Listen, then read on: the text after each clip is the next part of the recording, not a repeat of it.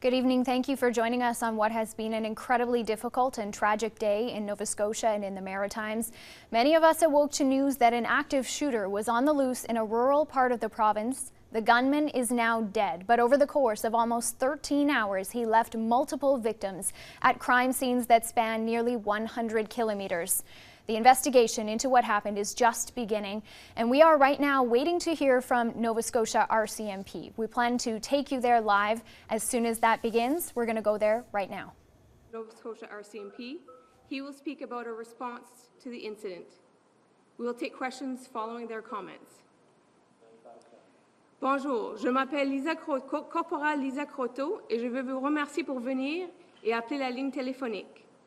Il y a plusieurs médias sur notre ligne téléconférence qui vont écouter et participer. Aujourd'hui, la GRC de la Nouvelle-Écosse, l'officier commandant, le commissaire adjoint Lee Bergerman, va parler des événements d'hier soir et aujourd'hui. Elle va être suivie du officier responsable des opérations criminelles de la GRC en Nouvelle-Écosse, Chris Leatherman, qui va parler des réponses aux événements. On va prendre des questions après leurs commentaires. Ma'am?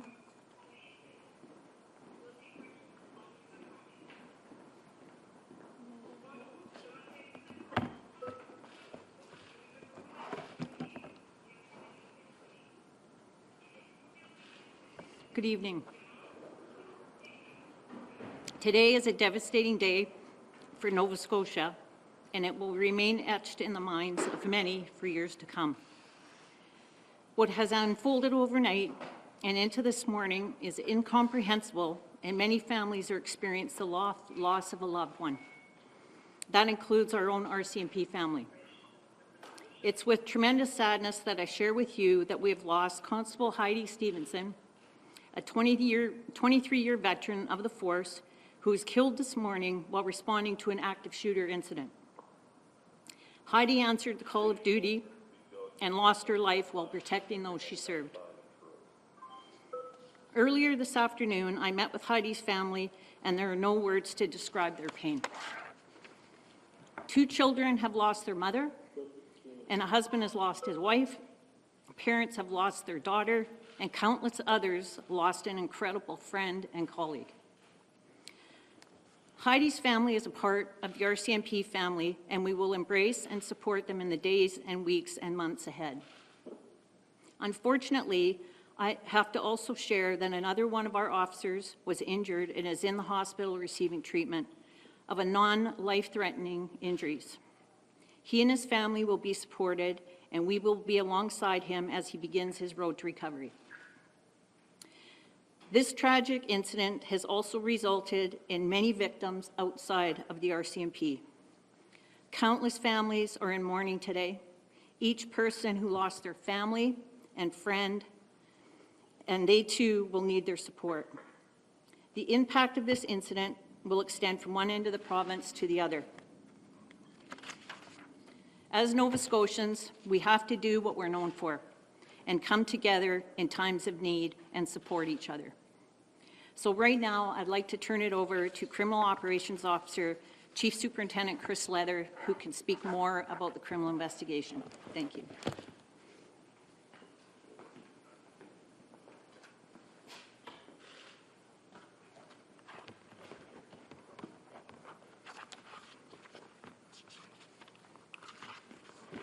Thank you, ma'am. Ladies and gentlemen, my name is Chief Superintendent Chris Leather. I am the Criminal Operations Officer for Nova Scotia RCMP. I would like to offer my sincere condolences to the family of Constable Stevenson and to the families of all the victims. I would also like to acknowledge the member who was injured and his family.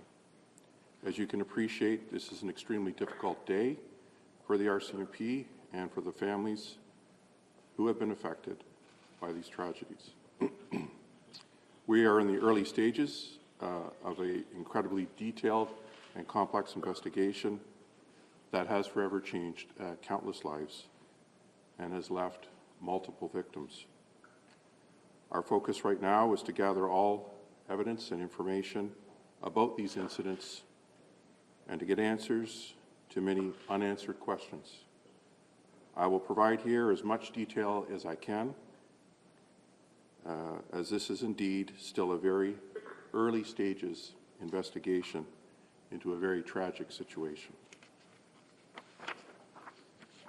Last night, following multiple 911 calls, Nova Scotia RCMP members responded to a firearms call to a Portapique residence in Colchester County. When police arrived at the scene, members located several casualties inside and outside of the home. They did not, however, locate the suspect. This was a very quickly evolving situation and a chaotic scene. Many units responded, including emergency response teams and police dog services. We also received support from other police services, continue to receive support from other police services, especially Halifax Regional Police. Our focus was the safety of the residents in the immediate area. We secured the area and began a search for the suspect. The initial search for the suspect led to multiple sites in the area, including structures that were on fire. The search continued overnight and into the morning. This morning, we actively sought out the suspect through multiple communities throughout Nova Scotia. The search for the suspect ended this morning when the suspect was located, and I can confirm that he is deceased. I can also confirm that the matter has now been referred to CERT. Again, this is still an early and very active investigation that involves multiple crime scenes and victims. We will have further updates as more information becomes available, and we will let you know when that will be. There is an active investigation, as I already noted, being conducted by the Serious Incident and Response Team, that's CERT. So we're not able to provide any further details to some portions of the investigation. I want to thank the dedication and resilience of our members who worked tirelessly to locate the suspect. The coordination demonstrated by everyone involved is truly remarkable. We have reached out to all of our employees to ensure that they have wellness resources available to them during this difficult time. Thank you very much. Commanding Officer Lee Bergerman and I will now take any questions that you have.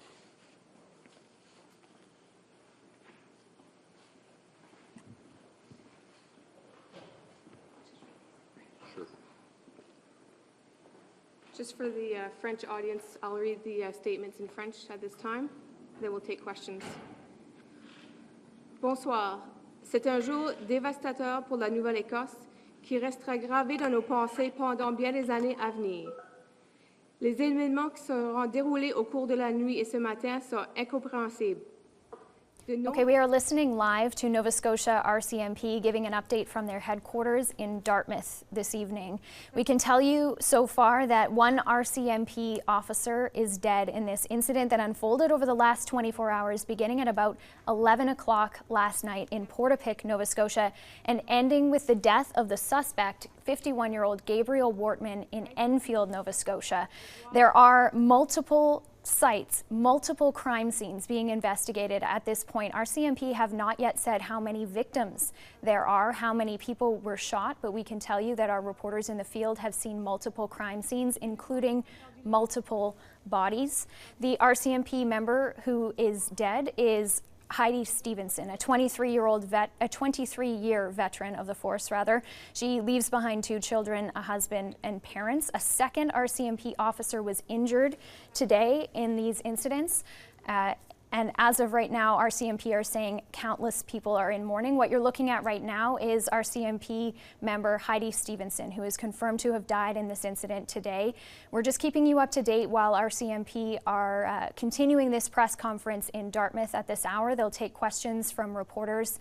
But again, one RCMP member, Heidi Stevenson, a 23-year veteran of the force, is confirmed to have died in this incident. Along with the suspect, we can tell you that 51-year-old Gabriel Wortman is also dead as a result of an incident that took place over 13 hours and nearly 100 kilometers of Nova Scotia, beginning in a rural area of the province and ending just about 30 minutes outside of Halifax at a gas station.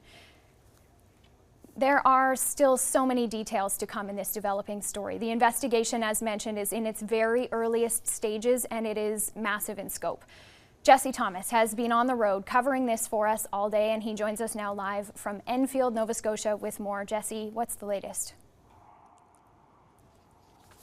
Hi, thanks, Sarah. Yes, I'm here at the scene where the manhunt, the pursuit ended here outside of the Big Stop in Enfield. As we know, it was 12 hours earlier overnight in the small community of Cobequid Bay, just west of Truro, where things began. It was that call that we heard RCMP members say came in the town of Portapique last night when police initially sent out a tweet alerting that there was a firearms complaint in the area, and they were asking people at that time in the vicinity to stay in their homes.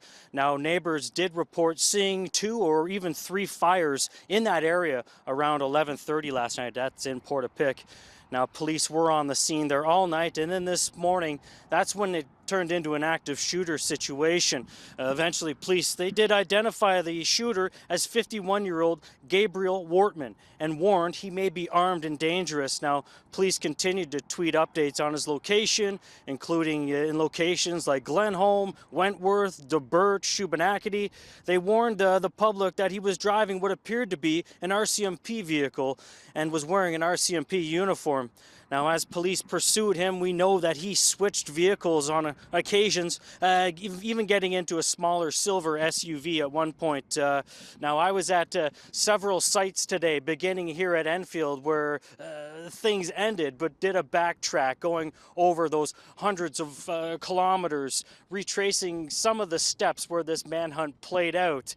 And I can tell you, at a scene in Debert today, the roadway was still closed. RCMP officers on standby there. There was a car in a ditch on the side of the road with caution tape around it. Further up the road was another SUV on the side of the road with what appeared to be a body underneath a bag, and that was in Debert. From there, we traveled up the highway, up past Masstown, up Highway 4 into Wentworth. There was another police roadblock on Highway 4 between Plains Road and Tatamagouche Road. There was another body that we witnessed on the side of the road under a tarp. And so these scenarios kept playing out. More and more as we followed these steps. It was just the tragedy and the carnage that followed. And as we know now from this press conference, we're hearing some more details. We don't know exactly how many people at this point died. We do know, of course, the RCMP officer.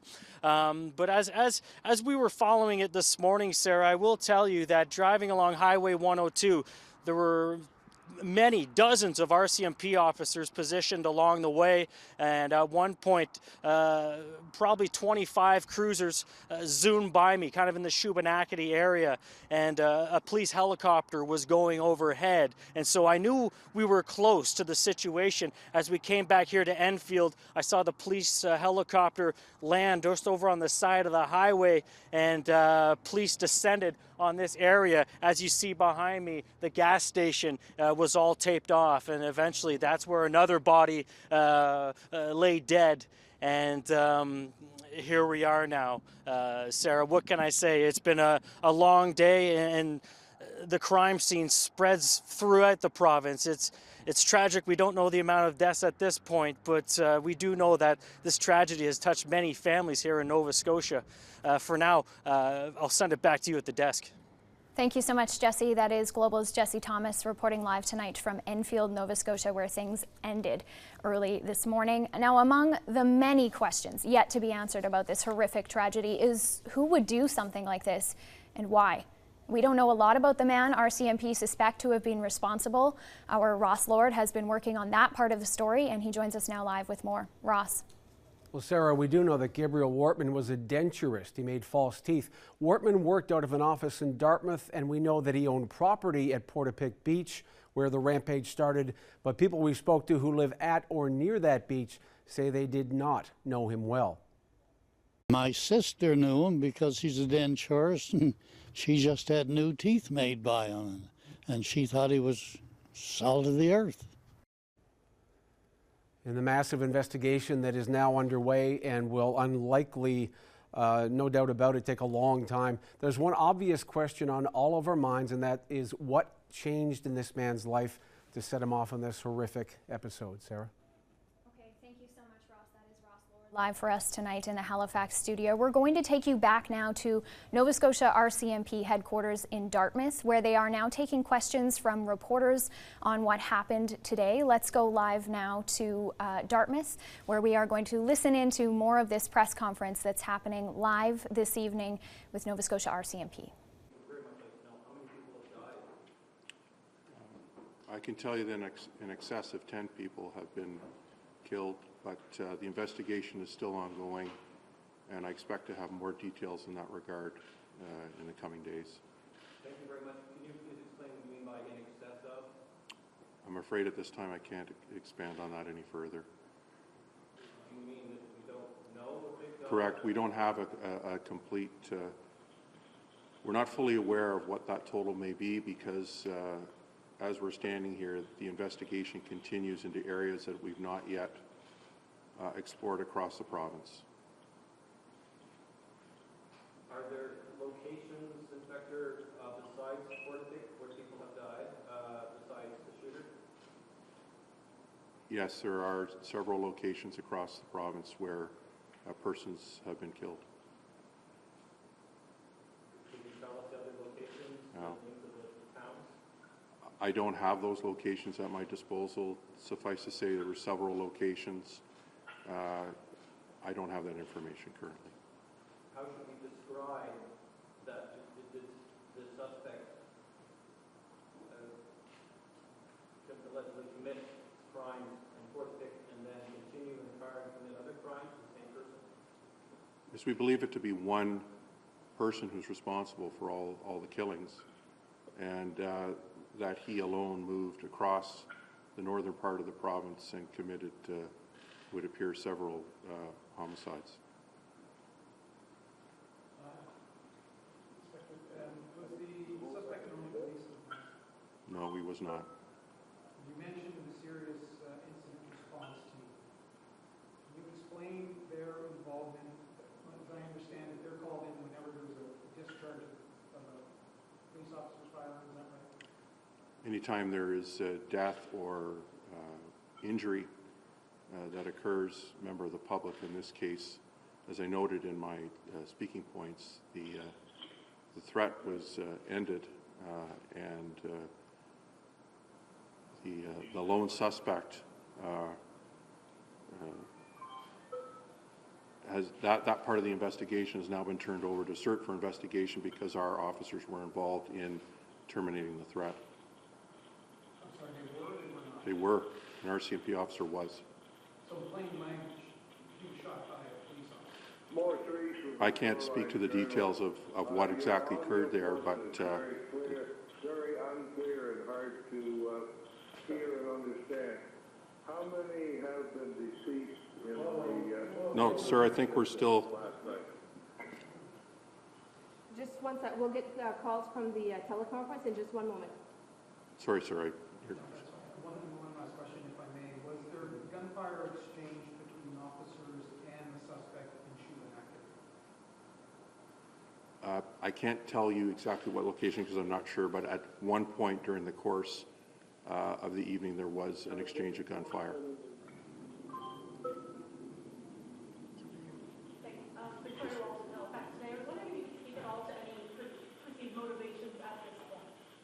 Too early in the investigation, and we simply don't know at this time. Those are, of course, the very issues that will be under close investigation in the coming days, but I'm afraid I don't know at this time.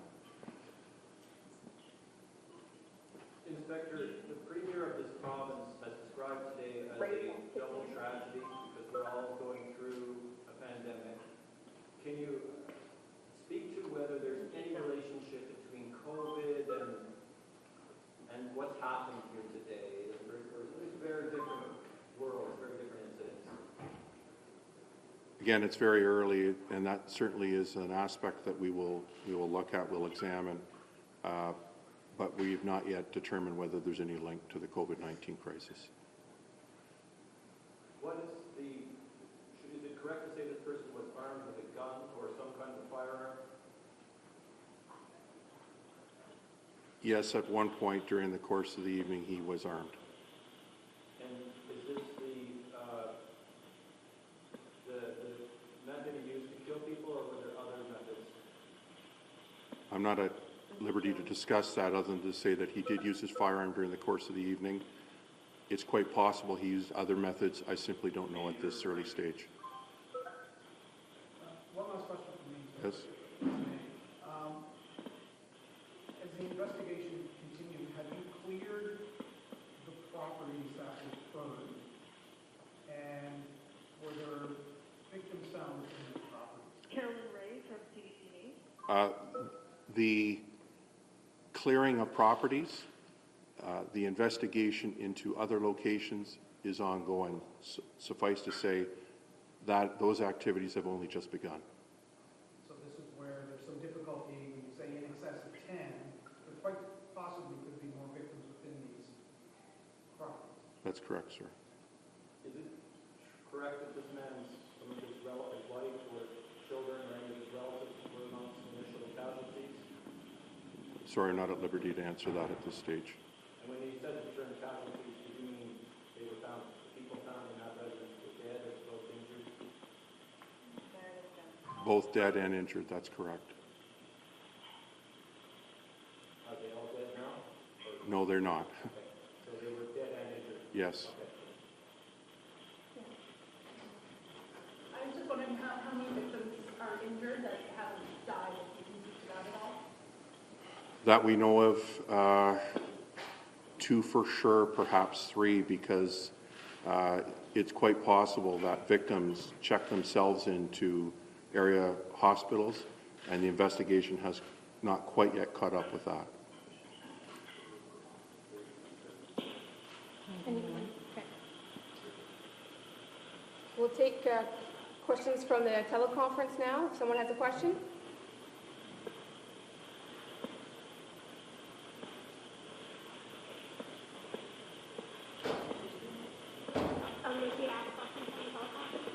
Yes, if you have a question for the teleconference. Okay, you're going to have to, can you speak a little bit louder? Sure. It's Portapique with CTV News. I'm wondering if you can discuss that earlier today there was some information that the suspect had both what appears to be a police uniform and a police car. Can you discuss that?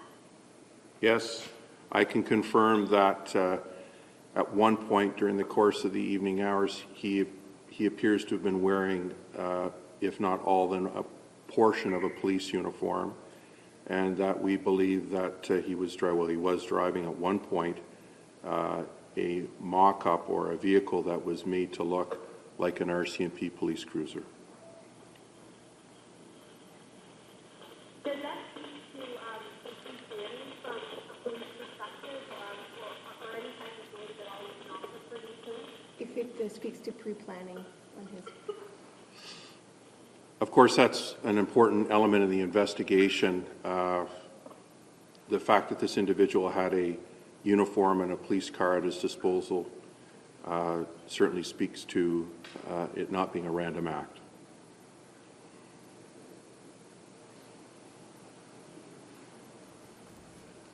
You have been listening to Nova Scotia RCMP giving a live press conference this evening in Dartmouth at their headquarters there. Unfortunately, the questions have been a little bit difficult to hear. We apologize for that, but that's the nature of this live event.